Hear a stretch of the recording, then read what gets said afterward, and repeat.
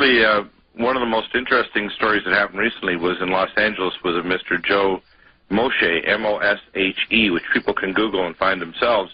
On Thursday, he was surrounded by a SWAT team after he had called in last week to Dr. True Ott's show on Republic Broadcasting and called in asking if there was a state's attorney or someone he could give evidence to, because he was apparently a biological scientist with a dual citizenship in Israel.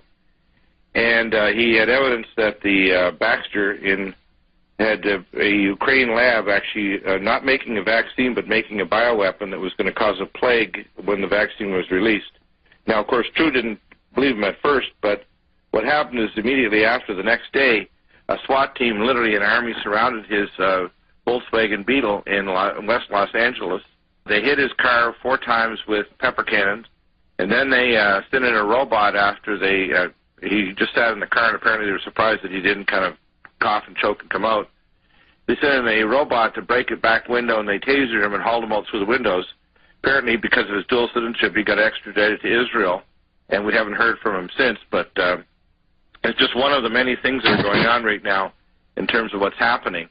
But we have very good evidence now that HHS Secretary Sebelius is trying to sidestep and get FDA to approve of the use of these squalene adjuvants. The 2 different major ones that are quite disturbing are the Novartis MF59 super squalene adjuvant and the AS03 from GlaxoSmithKline that they want to get approved to put in the vaccines.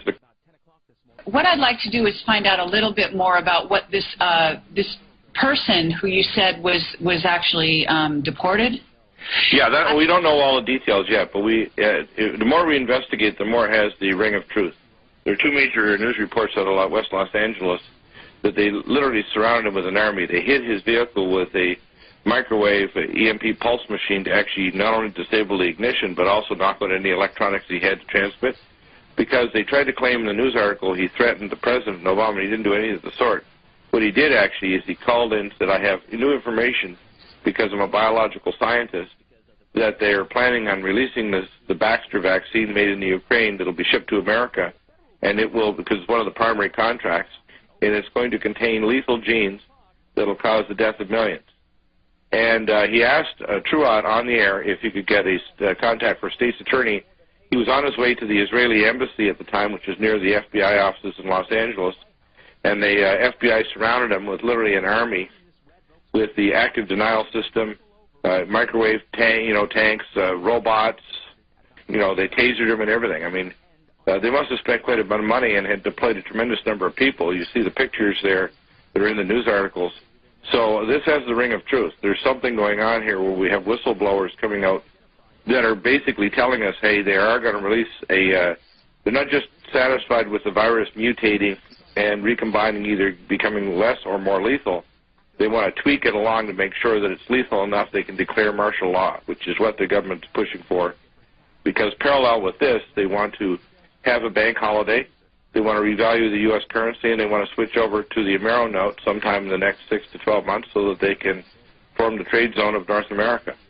Our understanding is that the Amero is no longer, that's actually defunct, and they're going with another kind of currency. They might. Whatever they're calling the currency they're going to go with, they're going to do a tremendous devaluation of the U.S. dollar.